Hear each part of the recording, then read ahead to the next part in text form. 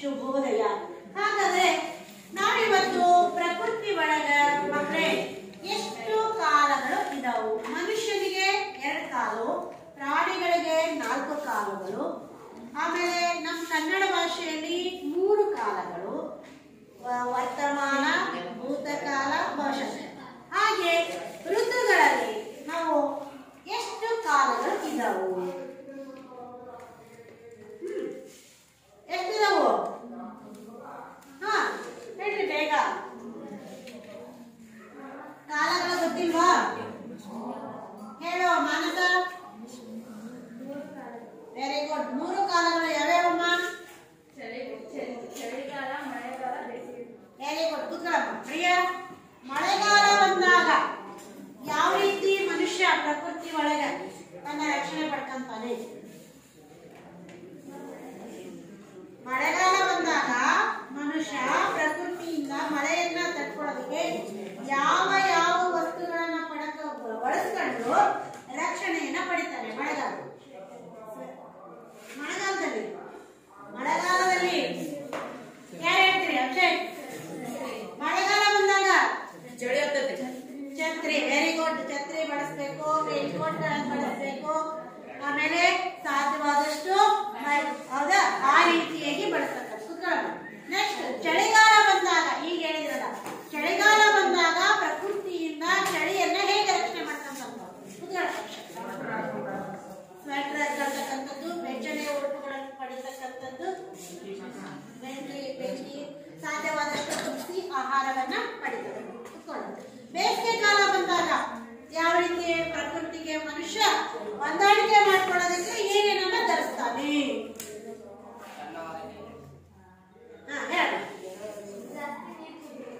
ಬೇಸಿಗೆ ಕಾಲದಲ್ಲಿ very good. ಮೊದಲು ನೀರು ಕುಡಿಬೇಕು, ನಂತರದಲ್ಲಿ ಆಹಾರ ಸೇವನೆ ಕಡಿಮೆ ಇರಬೇಕು, ತೆಳುವಾದ ಕಾಟನ್ ಬಟ್ಟೆಯನ್ನ ಧರಿಸಬೇಕು. ಹೌದಾ? ಮತ್ತೆ ಹೇಳ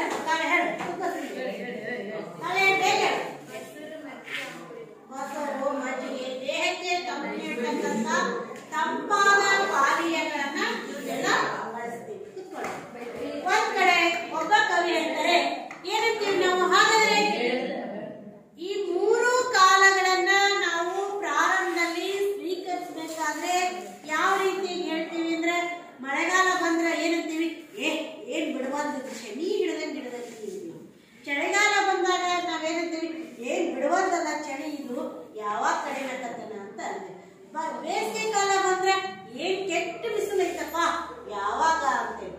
ಹಂಗ ಜೀ ಅಂತ ಮಳೆಗಾಲ ಅಂದ್ರೆ ನಾವೇನ್ ಮಾಡ್ತೀವಿ? ಯಾವುದೇ ಕಾಲವನ್ನ ಪ್ರಾರಂಭದಲ್ಲಿ ಸ್ವೀಕಾರ ಮಾಡ್ಬೇಕಾದ್ರೆ, ಆ ಕಾಲಕ್ಕೆ ಹೊಂದ್ಕೊಳ್ಬೇಕಾದ್ರೆ ನಾವೇನ್ ಮಾಡ್ತೀವಿ ಅಂದ್ರೆ ಅವುಗಳನ್ನ ಬೈತಾ ಅವುಗಳಿಗೆ ನಾವು ಹೊಂದ್ಕೊಳ್ತೀವಿ. ಹಾಗಾದ್ರೆ ಪ್ರಕೃತಿ ಒಳಗ ಇವರು ಮೆಚ್ಚುವ ವಸ್ತು ಇಲ್ಲಿಲ್ಲ ಜೋಗಿ ಅಂತಕ್ಕಂಥದ್ದನ್ನ ಒಬ್ಬ ಕವಿ ಎಷ್ಟು ಚೆನ್ನಾಗಿ ಹೇಳಿದ್ದಾರೆ. ಈಗ ನೋಡ್ರಿ, ನೀವು ಕುತ್ಕೊಂಡ್ರೆ ಯಾಕೆ ಕುತ್ಕೊಂಡಿ ಅಂತ, ಮಲಗಿದ್ರೆ ಯಾಕೆ ಮಲಗಿದ ನೋಡಪ್ಪ ಇಲ್ಲಿ ಚಿಂತಿಲ್ಲ, ಸಂತೆಯಲ್ಲೂ ನಿದ್ದೆ ಅಂತ. ಆದ್ರೆ ಮಾತನಾಡಿದ್ರೆ ಬಹಳ ಮಾತಾಡ್ತಾನೆ, ಸ್ವಲ್ಪ ಬಾಯಿಗೆ ಏನಾರು ಹಾಕಿ ಕುಂದಿರ್ಸ್ಬೇಕು ಅಂತ. ಮಾತನಾಡ್ಲಿಲ್ಲ ಅಂದ್ರೆ ಬಹಳ ಸೊಕ್ಕ ಐತ್ ನೋಡವನಿಗೆ, ಮಾತಾಡೋದಕ್ಕೂ ದುಡ್ಡು ಕೊಡ್ಬೇಕು ಅಂತೀವಿ. ಹೌದಾ? ಮನೇಲಿ ಕೂಡ ಆತು, ಶಾಲೆಯಲ್ಲಿ ಕೂಡ ಆತು, ಶಿಕ್ಷಕರು ನೀವು ಬಹಳ ಬರಿತಾ ಇದ್ರೆ ಓದ್ರಿ ಅಂತಾರೆ, ಓದಕತ್ರೆ ಬರೀರಿ ಅಂತ ಮನೆಯವರು. ಏನ್ ಬರೀತೀಯಲ್ಲ ಅಂತ. ಹೌದಾ? ಹಾಗಾಗಿ ಇವರು ಮೆಚ್ಚುವ ವಸ್ತು ಇಲ್ಲಿಲ್ಲ ಜೋಗಿ ಅಂತಕ್ಕಂಥದ್ದನ್ನ ಕವಿ ಹೇಳ್ತಾರೆ. ಹಾಗಾದ್ರೆ ಇವಾಗ ಏನಪ್ಪ ಇಷ್ಟೆಲ್ಲ ಯಾಕೆ ಹೇಳಿದೆ? ಆಮೇಲೆ ಈಗ ತಿಂಗಳುಗಳು 12 ಯಾವ ನಮ್ಮ ಆಂಗ್ಲ ಒಂದು ಕ್ಯಾಲೆಂಡರಿನ ಪ್ರಕಾರ ಇರ್ತಕ್ಕಂಥ ತಿಂಗಳುಗಳು 12. ಅದೇ ರೀತಿ ಒಳಗ ನಾವು ಕನ್ನಡದೊಳಗ ಮಾಸಗಳು ಅಂತ ಕರಿತೀವನ್ನ, ಜ್ಯೇಷ್ಠ, ವೈಶಾಖ, ಆಷಾಢ ಅಂತ ಈ ರೀತಿಯಾಗಿ 12 ಮಾಸ. ಇದಕ್ಕೆ ಅನುಗುಣವಾಗಿ ಪ್ರಕೃತಿ ಒಳಗ 2 ತಿಂಗಳಿಗೆ ಒಂದು ಋತುವಾಗಿ 6 ಋತುಗಳು ಅದಾವು. ಆ 6 ಋತುಗಳಲ್ಲಿ ಋತುಗಳ ರಾಜ ಅಂತ ಯಾವ ಋತುವನ್ನ ಕರಿತೀವಿ? ಹೇಳಮ್ಮ ವೈಶಾಲಿ. Very good. ವಸಂತ ಋತುವನ್ನ ಋತುಗಳ ರಾಜ ಅಂತ ಯಾಕೆ ಕರಿತೀವಿ ಅಂದ್ರೆ, ಆ ಸಂದರ್ಭದಲ್ಲಿ ಮಾವಿನ ಗಿಡದಲ್ಲೆಲ್ಲ ಎಲ್ಲಾ ಕಡೆ ಎಲೆ ಚಿಗುರು ಬಿಟ್ಟು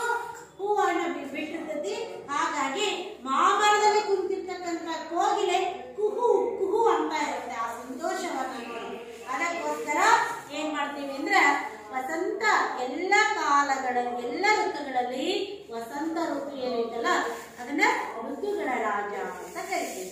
ಇನ್ನೊಂದು ಋತು ಇದೆ ಹೇಮಂತ ಋತು. ಹೇಮಂತ ಋತು ಬಂದಾಗ ಪ್ರಕೃತಿಯಲ್ಲಿ ಎಲ್ಲದೂ ಕೂಡ ಬರಡು ಒಣಗಿರ್ತೈತಿ. ಆ ನಂತರದಲ್ಲಿ ಚಳಿ ಹೆಚ್ಚಿರುತ್ತೆ. ಇವತ್ತೇನೈತಲ್ಲ ಈಗ ನಾವೆಲ್ಲರೂ ಕೂಡ ಹೇಮಂತ ಋತುವಿನಲ್ಲಿದ್ದೀವಿ. ಈ ಸಂದರ್ಭ ಬಂದಾಗ ನಾವೇನ್ ಮಾಡ್ತೀವಿ ಅಂದ್ರೆ ಪ್ರಕೃತಿ ಎಲ್ಲ ಒಣಗಿದ ರೀತಿ ಕಾಣುತ್ತೆ. ಮನುಷ್ಯನು ಕೂಡ ಜಡ ಆಗಿರ್ತೈತಿ. ಏಕೆಂದ್ರೆ ಬೇಗನೆ ಏಳ್ಬೇಕು ಅಂತ ಹೋದ್ರೆ ಏಳಂಗ. ಯಾಕೆ ಹೇಳ್ರಿ? ಚಳಿ ಇರುತ್ತೆ, ಎದ್ರು ಕೂಡ, ಆಮೇಲೆ ಮಂಜು ಇರುತ್ತೆ. ಅಂದ್ರೆ ಮೋಡ ಇದು ಏನಾಗಿರ್ತೈತಿ ಇಬ್ಬರಿ ಬಿದ್ದಿರ್ತೈತೆ ಆಡು ಭಾಷೆಯಲ್ಲಿ ಹೇಳ್ಬೇಕಂದ್ರೆ. ಹಾಗಾಗಿ ನಾವೇನ್ ಮಾಡ್ಕೊಂತೀವಪ್ಪ ಅಂದ್ರೆ ಅದನ್ನ ಆ ಸಂದರ್ಭದಲ್ಲಿ ಹೌದಾ ಅವಾಗ ಏನ್ ಮಾಡ್ತೀವಿ, ಅದಕ್ಕೋಸ್ಕರ ಇದನ್ನ ಹೇಮಂತ ಋತುವನ್ನ ನಾವೆಲ್ಲರೂ ಕೂಡ ಜಡತ್ವ ಋತು ಅಂದ್ರು ಸ್ವಲ್ಪ ಜಡ ಹೆಚ್ಚು ಮಾಡುತ್ತೆ ನಮ್ಮಲ್ಲಿ ಅಂತ ಕರಿತೀವಿ. ಇಂದಿನ ದಿನ ಕವಿಗಳಾಗಿರ್ತಕ್ಕಂತಹ ಎಸ್.ವಿ. ಪರಮೇಶ್ವರ್ ಭಟ್ ಅವರು ಬರೆದಿರ್ತಕ್ಕಂತಹ ನಿಮಗೆ 9ನೇ ತರಗತಿಯಲ್ಲಿರ್ತಕ್ಕಂತಹ ಹೇಮಂತ ಪದ್ಯ. ಹಾಗಾದ್ರೆ ಮೊದಲು ಕವಿ ಪರಿಚಯವನ್ನ ಮಾಡ್ಕೊಳ್ಳೋಣ. ಇವರೇ ಯಾರು ಅಂದ್ರೆ ಎಸ್.ವಿ. ಪರಮೇಶ್ವರ್ ಭಟ್. ಇವರೇ ಎಸ್.ವಿ. ಪರಮೇಶ್ವರ್ ಭಟ್. ಹಾಗಾದ್ರೆ ಋತುಗಳ ವರ್ಣನೆಯನ್ನ ಮಾಡ್ತಾ ಇದ್ದಾರ. ಈ ಒಂದು ಕವಿ ಪರಿಚಯವನ್ನ ಎಲ್ಲರೂ ಮೊದಲು ಬೇಗ ಮಾಡ್ಕೊಳ್ಳಿ.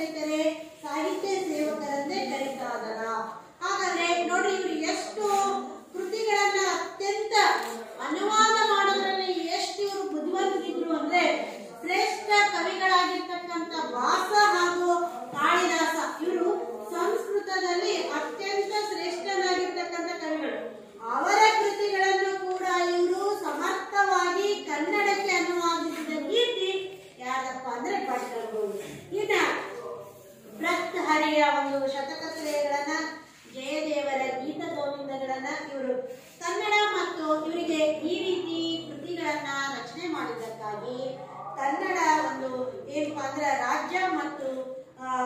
ರಾಜ್ಯ ಹಾಗೂ ಕೇಂದ್ರ ಸಾಹಿತ್ಯ ಅಕಾಡೆಮಿಗಳ ಒಂದು ಪುರಸ್ಕಾರವನ್ನ ಪಡೆದರು. ಆಮೇಲೆ ಕನ್ನಡ ಸಾಹಿತ್ಯ ಪರಿಷತ್ತಿನ ಗೌರವ ಅಧ್ಯಕ್ಷರು ಕೂಡ ಇವರಾಗಿದ್ರು. ಇವರು ಹಲವಾರು ಕೃತಿಗಳನ್ನ ರಚನೆ ಮಾಡಿದ್ದಾರೆ. ಇಂದ್ರಚಾಪ, ಸುರವನ್ನೆ, ಉಪ್ಪು ಕಡಲು ಇತ್ಯಾದಿ. ಇವತ್ತಿನ ದಿನ ಇವರು ಬರೆದಿರ್ತಕ್ಕಂತಹ ಏನು ಹೇಮಂತ ಪದ್ಯ ಇದೆಯಲ್ಲ, ಆ ಹೇಮಂತ ಪದ್ಯವನ್ನ ನಾವು ಅವರು ಬರೆದಿರ್ತಕ್ಕಂತಹ ಗಗನಚುಕ್ಕಿ ಅಂತಕ್ಕಂತಹ ಒಂದು ಕವನ ಸಂಕಲನದಿಂದ ಆಯ್ದುಕೊಳ್ಳಲಾಗಿದೆ. ಒಂದೆರಡೇ ಕೃತಿಗಳನ್ನ ಬರ್ತೇನೆ ಮಕ್ಕಳೇ, ನೀವು ಬರ್ಕೊಂಡ್ ಬರ್ಬೇಕು. ಪ್ರಶಸ್ತಿಗಳನ್ನು ಹೇಳಿದ್ದೀನಿ. ಸುರವನ್ನೆ, ಆಮೇಲೆ ಯಾವ್ದೋ ಈ ಒಂದು ಪದ್ಯವನ್ನ ಯಾವ್ದರಿಂದ ಆಯ್ದುಕೊಳ್ಳಲಾಗಿದೆ?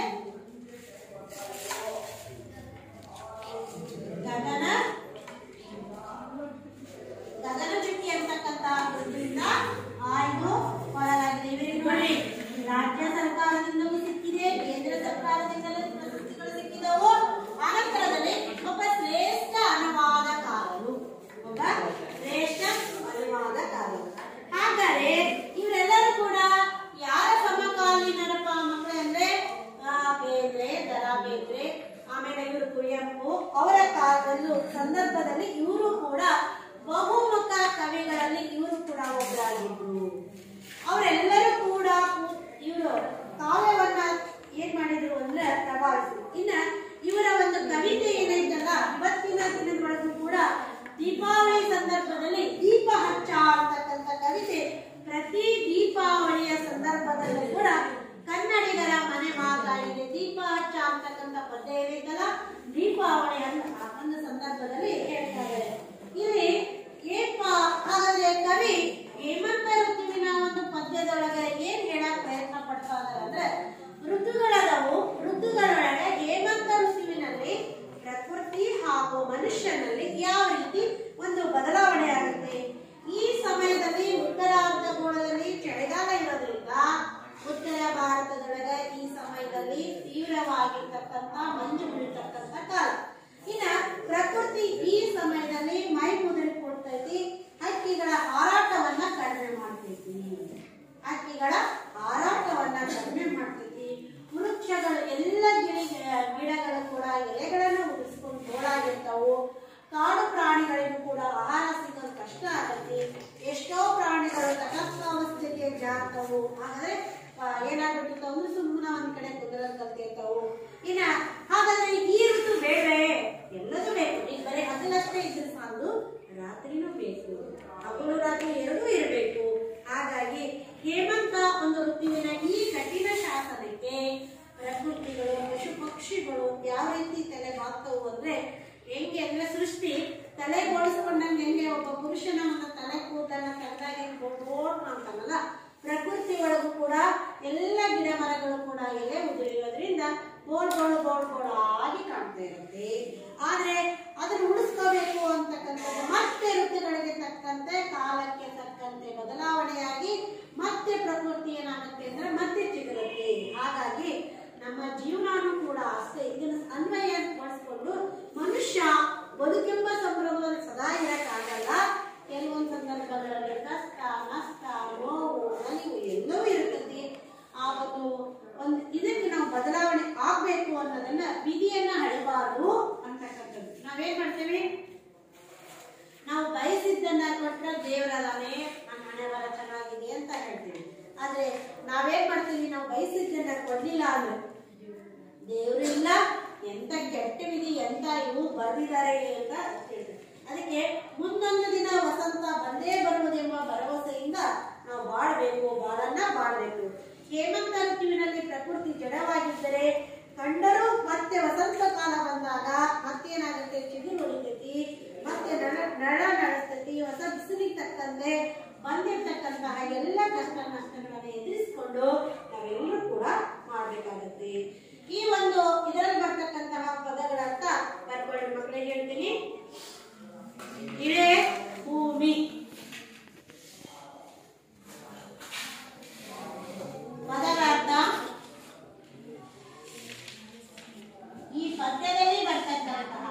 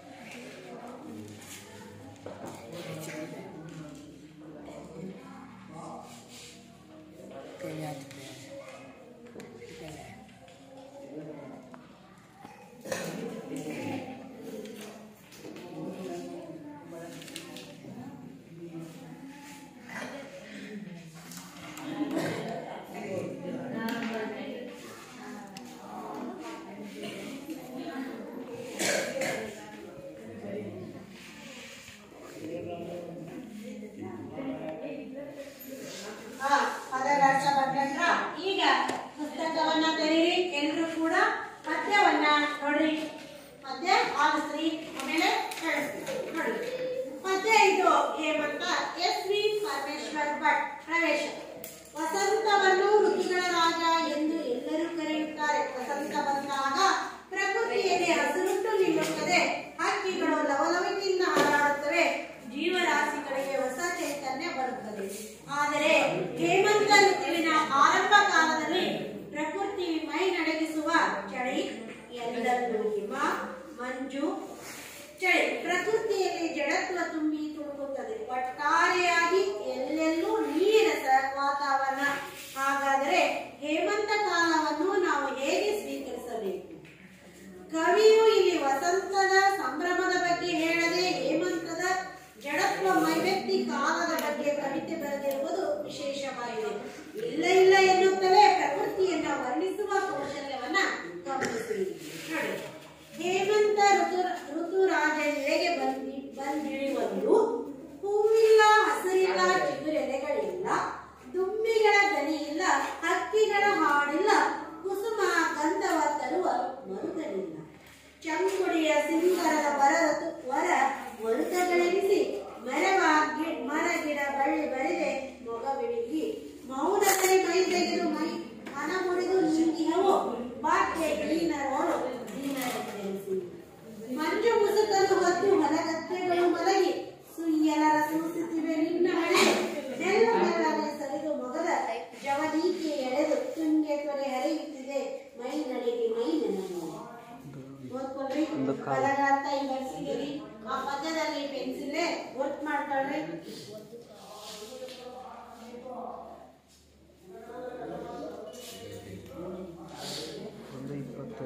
ಪದ್ಯ ಓದಿಸ್ತೀನಿ. ಯಾರು ಮಾತನಾಡೋರವರು? ಮಾತನಾಡೋದಕ್ಕೆ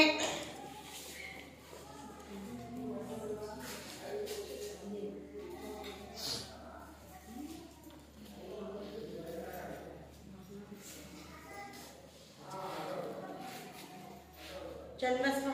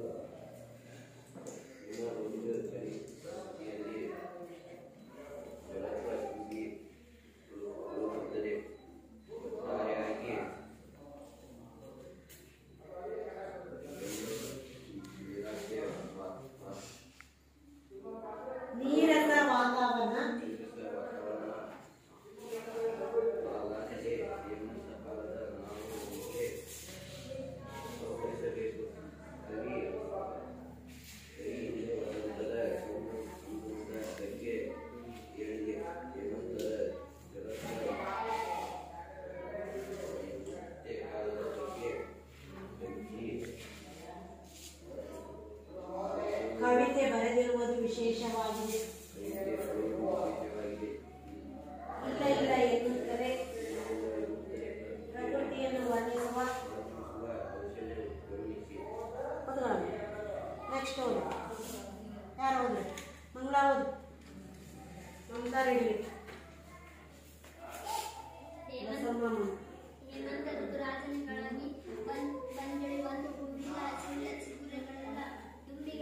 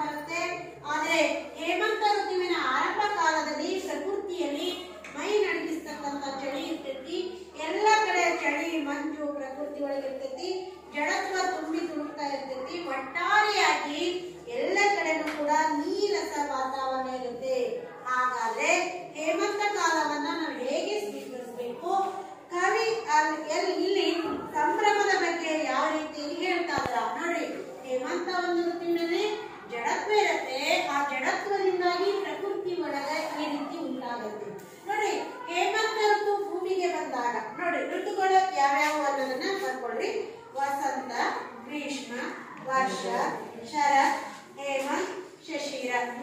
ಇವಾಗ ನೋಡ್ರಿ ವಸಂತ ಕಾಲ ಅಂದ್ರೆ ವಸಂತ ಋತು ಅಂದ್ರೆ ಚೈತ್ರ ಮತ್ತು ವೈಶಾಖ. ಗ್ರೀಷ್ಮ ಋತು ಅಂದ್ರೆ ಜ್ಯೇಷ್ಠ ಮತ್ತು ಆಷಾಢ. ವರ್ಷ ಋತು ಅಂದ್ರೆ ಶ್ರಾವಣ ಮತ್ತು ಭಾದ್ರಪದ. ಶರತ್ ಅಂದ್ರೆ ಅಶ್ವಯುಜ ಕಾರ್ತಿಕ. ಹೇಮಂತ ಅಂದ್ರೆ ಮಾರ್ಗಶಿರ ಪುಷ್ಯ. ಶಿಶಿರ ಅಂದ್ರೆ ಮಾಘ ಫಾಲ್ಗುಣ. ಈ ರೀತಿಯಾಗಿ 6 ಋತುಗಳು 12 ತಿಂಗಳುಗಳು ಅಥವಾ ಮಾಸಗಳು ಅಂತ ನಾವು ಹೇಳ್ತೀವಿ. ಹಾಗಾದ್ರೆ ಹೇಮಂತ ಋತು, ಈ ಹೇಮಂತ ಒಂದು ಋತು ಭೂಮಿಗೆ ಬಂದಾಗ ಎಳೆಗೆ ಅಂದ್ರೆ ಭೂಮಿಗೆ ಬಂದಿಡುವಂತ. ಭೂಮಿಗೆ ಈ ಋತು ಬಂತು ಅಂದ್ರೆ ಹೂವಿರಲ್ಲ, ಹಸಿರಿರಲ್ಲ, ಚಿಗುರು ಎಲೆಗಳಿರಲ್ಲ, ದುಂಬಿಗಳ ನಾದ ಹಸರೇ ಇಲ್ಲ ಅಂದ್ಮೇಲೆ ದುಂಬಿಗಳ ಒಂದು ಧ್ವನಿ ಎಲ್ಲಿ ಬರಕ್ ಸಾಧ್ಯ? ಬರಲ್ಲ. ಹಕ್ಕಿಗಳ ಹಾಡಿಲ್ಲ, ಹಕ್ಕಿಗಳು ಕೂಡ ಹಾಡೋದಿಲ್ಲ. ಎಲ್ಲ ಕಡೆನೂ ಕೂಡ ನೋಡ್ರಿ, ಉದಾಹರಣೆಗೆ ನಮ್ಮೆಲ್ಲ ಮನೆಗಳಲ್ಲೂ ಕೂಡ ಯಾವ್ದಾದ್ರು ಮಲ್ಲಿಗೆ ಹೂವ, ಸುಗಂಧಿ ಹೂವು, ಸಂಪಿಗೆ ಹೂವನ್ನ ತಂದಿಟ್ಟಿದ್ರೆ ಅದ್ರ ಪರಿಮಳ ಎಲ್ಲ ಕಡೆ ಹರಡ್ತಾ ಇರುತ್ತೆ. ಆದ್ರೆ ಇಲ್ಲೇನಾಗಲ್ಲ ಅಂದ್ರೆ ಪ್ರಕೃತಿ ಒಳಗೆ ಎಲೆಗಳೇ ಇಲ್ಲ ಅಂದ್ರೆ ಅಲ್ಲಿ ಹೂವಿಲ್ಲ, ಹೂಗಳೇ ಇಲ್ಲ ಅಂದ್ರೆ ಇನ್ನು ಪರಿಮಳ ಇರಲ್ಲ. ಹಾಗಾಗಿ ಹೇಮಂತ ಋತುವಿನ ಪ್ರಾರಂಭದಲ್ಲಿ ಆ ರೀತಿ ಇರುತ್ತೆ. ಚಂಗುಡಿ ಅಂದ್ರೆ ಚಿಗುರು ಎಲೆಗಳು, ಸಿಂಗರದ ವರ ಏನಾಗಿರ್ತದೆ, ಗಿಡದೊಳಗೆ ಎಲ್ಲ ಎಲೆಗಳನ್ನ ಕುತ್ಕೊಂಡು ಎಲ್ಲ ರಥದ ಆಕೃತಿಯಲ್ಲಿ ಕಾಣ್ತಕ್ಕಂತ ಒಂದು ಗಿಡ ಮರ ಇವತ್ತದೇನಿಲ್ಲ.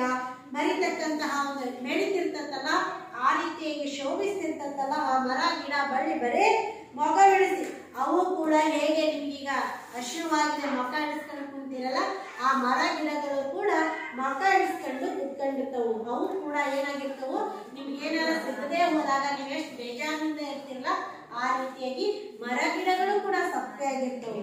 ಮೌನದಲ್ಲಿ ಮೈ ತೆಗೆದು ಮನ ಮುರಿದು ನಿಂತಿಹವು.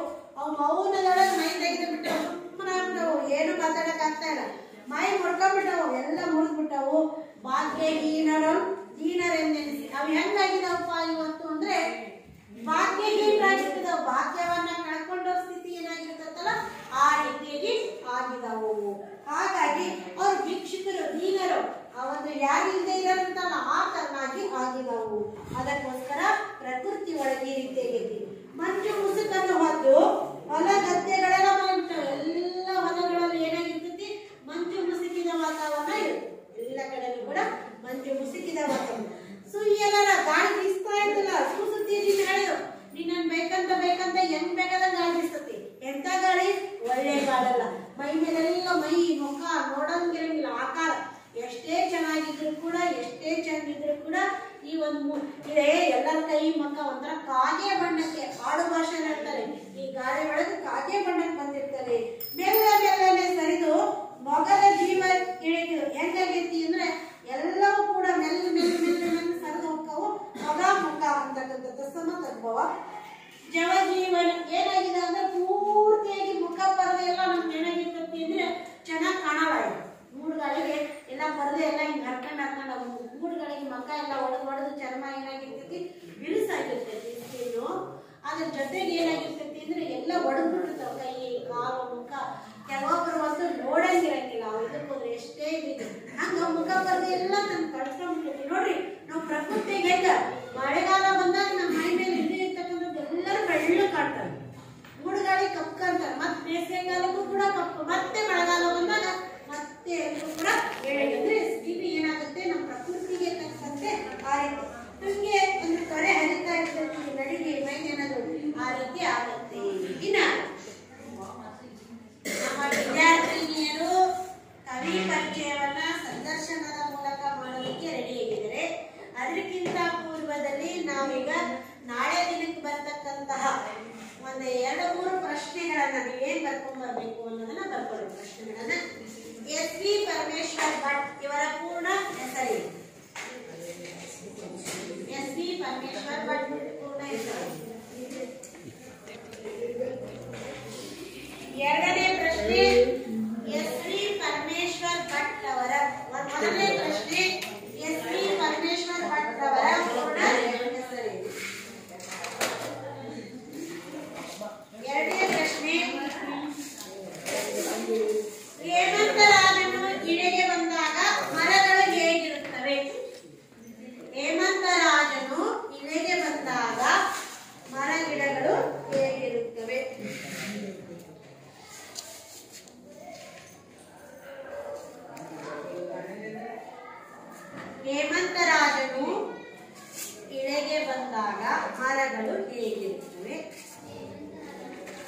ಹೇಮಂತರಾಜನು ಇಳೆಗೆ ಬಂದಾಗ ಮರಗಳು ಹೇಗಿರುತ್ತವೆ?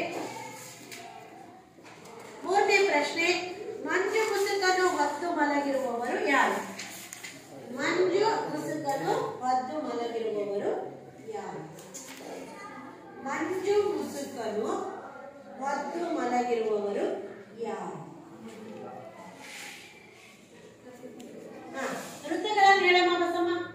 1 2 ಋತುಗಳು ಬೇಗ ಋತುಗಳು ಹೇಳಿದ್ರೆ 6 ಋತುಗಳನ್ನ ಹೇಳಿದೆ ನಾನು. ಬೇಗ ಹೇಳ್ಬೇಕು. ಒಂದೇದು ಯಾವ್ದಾದ್ರು ಒಂದು ಬೇಗ ಹೇಳಿ.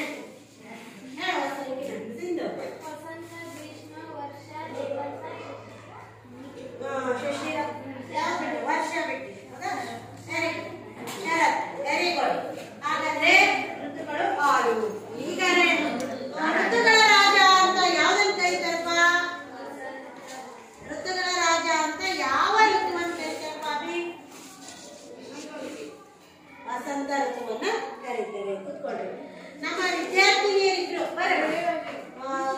ಒಂದು 2-3 ನಿಮಿಷದಲ್ಲಿ ಕವಿ ಪರಿಚಯವನ್ನ ಮಾಡ್ತಾರೆ. ಬೇಕಾದ್ರೆ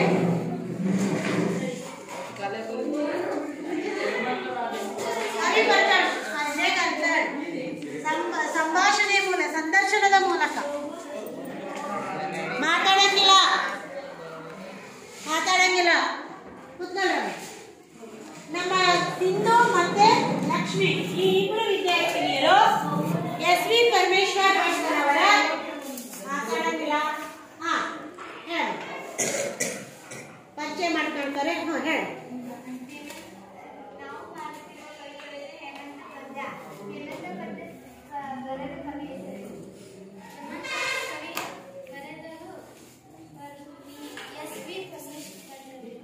SV ಪರಮೇಶ್ವರ್ ಭಟ್. SV ಪರಮೇಶ್ವರ ಭಟ್ಟರು ಎಲ್ಲಿ ಜನಿಸಿದರು? SV ಪರಮೇಶ್ವರ ಭಟ್ಟರು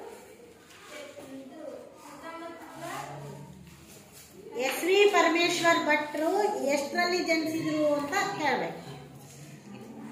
SV ಪರಮೇಶ್ವರ ಭಟ್ಟರು 1914 ಫೆಬ್ರವರಿ 8ರಂದು ಚಿಕ್ಕಮಗಳೂರು ಜಿಲ್ಲೆಯ ಶೃಂಗೇರಿಯಲ್ಲಿ ಜನಿಸಿದರು. Very good. ನೆಕ್ಸ್ಟ್ ಅವರ ಕೃತಿಗಳು ಯಾವ್ಯಾವು? SV ಪರಮೇಶ್ವರ ಭಟ್ಟರು ಬರೆದಿರುವ ಕೃತಿಗಳು ಇಂದ್ರಚಾಪ, ಸುರವನ್ನೆ, ಉಪ್ಪು ಕಡಲು, ರಾಗಿಣಿ ಮುಂತಾದವುಗಳನ್ನು ಬರೆದಿದ್ದಾರೆ. ಅವ್ರಿಗೆ ಬಂದಿರತಕ್ಕಂಥ ಪ್ರಶಸ್ತಿಗಳು ಯಾವ್ಯಾವ? ರಾಜ್ಯ ಹಾಗೂ ಕೇಂದ್ರ ಸಾಹಿತ್ಯ ಅಕಾಡೆಮಿ.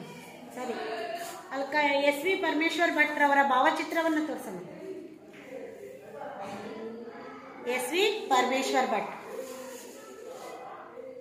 ಬಹಳ ಕಡಿಮೆ ಸಮಯದಲ್ಲಿ ತುಂಬಾ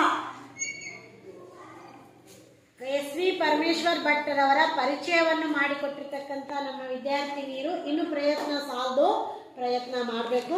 ತುಂಬ ಹೃದಯದ ಧನ್ಯವಾದಗಳು.